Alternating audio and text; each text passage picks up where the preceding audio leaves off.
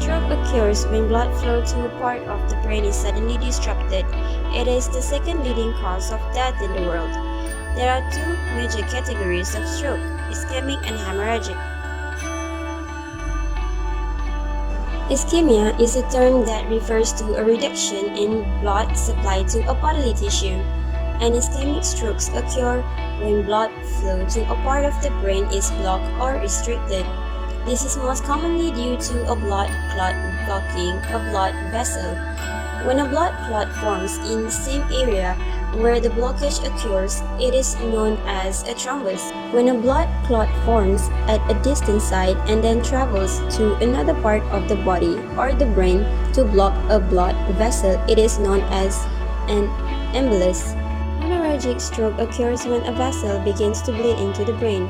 This might happen, for example, if an aneurysm bursts or if a small artery ruptures in someone with chronic hypertension. Hemorrhagic stroke can lead to ischemia when blood supply to an area of the brain is disrupted, but it also results in tissue damage due to blood collecting outside of blood vessels. In either case, when neurons are deprived of the oxygen and glucose found in blood, mechanisms they are dependent upon energy begin to fail. This can result in a series of biochemical reactions that cause the death of neurons and an area of dead tissue called an infarct, a term that refers to tissue that has died due to a loss of blood supply. The symptoms of a stroke vary depending on the artery affected and the area of the brain it supplies. Some common symptoms include weakness and loss of sensation on the side of the body opposite where the stroke is occurring, especially in the face and arm, visual impairment, speech difficulties, confusion, loss of balance or coordination, and severe headache. Introduce Puan Faizah, a mother of an 11-year-old child, has been suffering from a half-body stroke for more than 10 years and is now a stroke opponent. Her given name is Nur Faizah binti Hassan, 51 years old. However, she is also known as Baby by her family and close friends. Puan Faizah and her humble family lives in Ampang, Kuala Lumpur. She worked in production house which provide content as in programs for Astro before stroke, and she frequently traveled outside of the country to record for several television channels including NTV7 and RTM. She stated that she was having a conversation with her aunt when she had a stroke and was diagnosed with a stroke that left her partially paralyzed.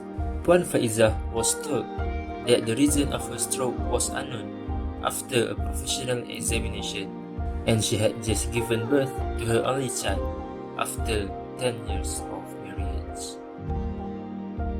Saya tengah borak dengan my auntie, tiba-tiba jatuh je. Ada my parents panggil our family doctor, lepas tu dia cakap kena stroke.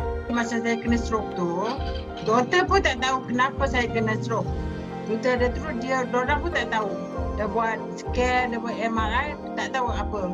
Dia kata pasal saya punya kecil manis pun tidak, saya punya darah tinggi pun tidak, they don't know.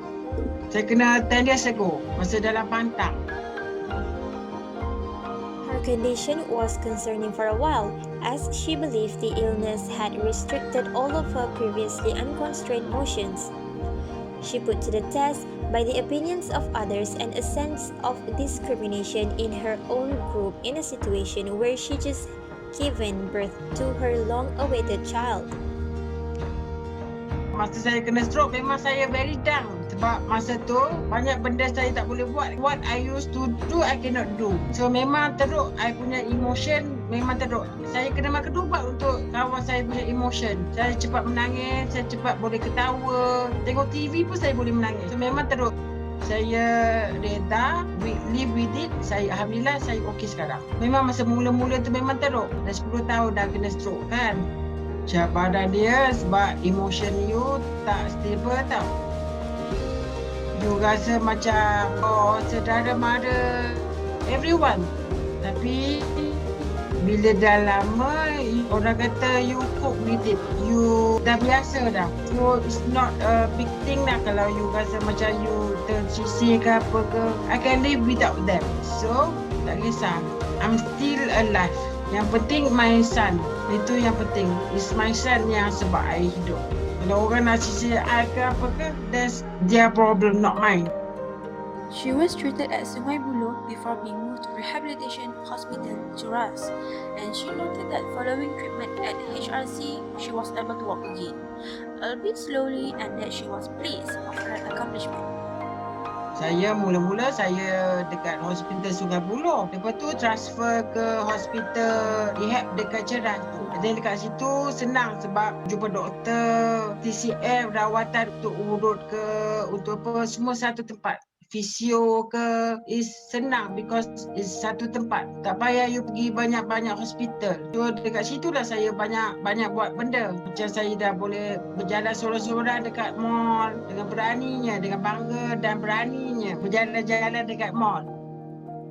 Kena redha, you kena stroke. You kena terima hakikat you kena stroke. Yang tu yang penting. And then you cari salah satu fokus why you want to live. Macam saya, anak saya, I want to live because of my son. My son is only 10 years old. Panjang lagi dia punya perjalanan kan. So I want to live because of my son. Jangan fikir you kena stroke lah apalah. Terima, redha you kena stroke lah. You kena terima hakikat. Kalau tidak susah you nak pulih. Kalau you still have that negative feeling, sampai bila-bila pun you susah nak pulih. You susah nak continue your life kan. So yang paling penting redha je. Terima hakikat you kena stroke. Tak boleh buat apa dah, memang dah Tuhan kata you kena stroke, you kena stroke. Tak boleh buat apa, you nak menyesal ke apa ke, tak boleh buat apa dah.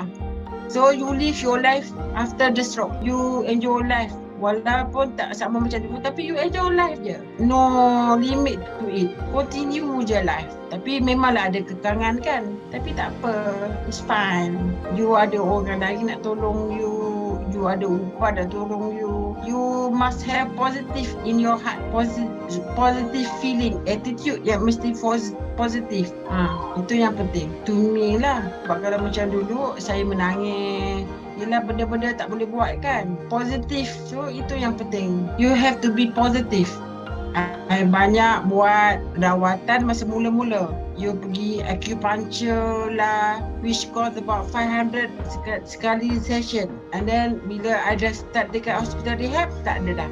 It's all free because government punya hospital kan. Untuk my normal everyday punya ubat, I pergi klinik kesihatan Ampang. So actually I tak keluar duit langsung. Betul-betul lah, I tak keluar duit. I think because I want to live, saya nak hidup. So saya nak start balik travel the world. Buat benda yang I boleh buat dengan stroke ni. Nak buat benda-benda yang I used to do, tapi dengan capability yang tak sama lah macam dulu. Sekarang tangan sebelah kan.